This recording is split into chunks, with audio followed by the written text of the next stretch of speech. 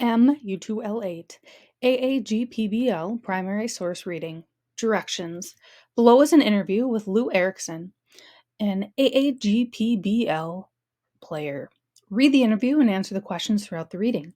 This interview comes from the book We Were the All-American Girls, Interviews with Players from the AAGPBL, 1943 to 1954 by Jim Sargent.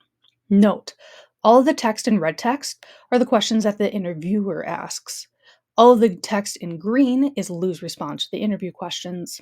Lou Erickson Sawyer, Racine, 1948, Rockford, 1949 to 1950. Interviewed on November 9th, 2011. Born 1929, height 5'9", weight 160, position P as in pitcher, batted right hand and threw right hand. All-Star team in 1949, and career batting average is .214 in 3 seasons. Lifetime pitching record is 37-17, including 4-1 in playoffs of 1949 and 1950. Luis, or Lou Erickson, was born and raised in Arcadia, a town of 1,900 in western Wisconsin. Baseball was America's pastime, and Louise learned to play catch with her father, who worked as a technician from the local creamery and was a pitcher for the town team. The AAGPBL changed Erickson's life forever. In 1948, she received a letter from the league's headquarters in Chicago inviting her to the Windy City for a tryout. The letter, a surprise, was welcomed because what better living could a girl earn than by playing professional baseball? On June 2nd, her 19th birthday, Louise, after buying a ball glove and spikes, boarded a train for the 300-mile journey to Chicago, arriving at Shoe Bridge Field. The inexperienced but talented and eager Arcadia girl met supervisor Lenny Zintak and worked out at first in the outfield but soon as a pitcher. Erickson was sent to the Racine Bells, and within a few days, manager Leo Murphy used her in relief. Traded to the Rockford Peaches in 1949, Erickson was developed into a starting pitcher by Bill Ailington, a master of teaching the game. She spent 2 years with the Peaches, winning a total of 33 games, and Rockford won the Shaughnessy Playoff Championships in 1949 and 1950. Do you play ball in school or on a local team before the league contacted you? Lou says, I have no experience whatsoever. I didn't even have a glove. We just had a bunch of kids in the neighborhood and we played out in the streets. We put boards down for the bases and played pickup ball. Back in the 40s, every little town around here had a men's baseball team, and they play each other on Sunday afternoon. On the Arcadia team, I had an Uncle Jim, and on the team in Whitehall, about 15 miles northeast of here, I had an Uncle Basil. They were brothers. Whenever the Arcadia team had practice, and the ballpark was only a block away from our house, I'd go and be the tomboy in the outfield shaking balls the men didn't want to chase. That's all the baseball experience I had until I received the letter from the league inviting me to come to Chicago and try out. I never heard of the All-American League. It was a total surprise to me. Your stats show you got into 3 games, but you won once. One night in Fort Wayne, the starting pitcher was hit for 5 runs right off the bat. The manager, Leo Murphy, looked at me and said, Lou, warm up. That didn't take very long because I had thrown batting practice, which I did about every day. So I went in and held Fort Wayne for 4.2 innings, and we came back and won the game.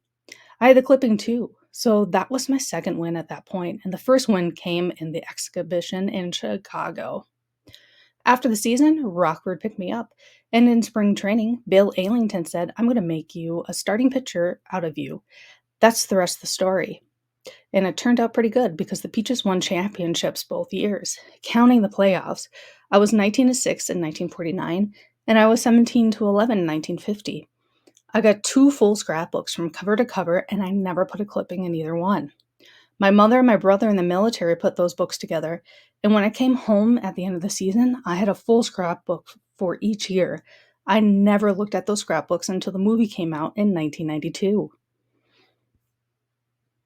Interviewer says, were you involved in the making of A League of Their Own at Evansville? Lou said, I received the invitation, and that invitation is still in my drawer. I did not go down there. Had I known then what I later found out from other ball players, I would have gone. But for me, just going alone was hard. I don't drive, and my husband Burton was working full time, and my son and daughter were both working. Burton and I were married 57 years when my husband passed away in 2007. We got married in November of 1950, 2 months after the end of the season. The interviewer says, I guess you would say the league made a big impact on your life. Lou says, yes, but the movie made the biggest impact. My neighbors here didn't know I played ball. The old timers knew, but the younger people never heard of the All American League.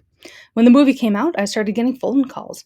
Also, the tour buses started coming by my house, and now I talk to them all summer long. After the movie came out, I had to dig out my memorabilia because everybody wants to see it. I still have my scrapbooks, my spikes, and a couple of baseball caps, but not my glove.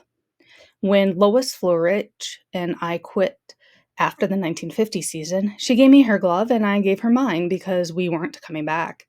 I coached the high school summer league for 3 or 4 years, and I coached the ladies senior softball team for 3 years. I coached and umpired also.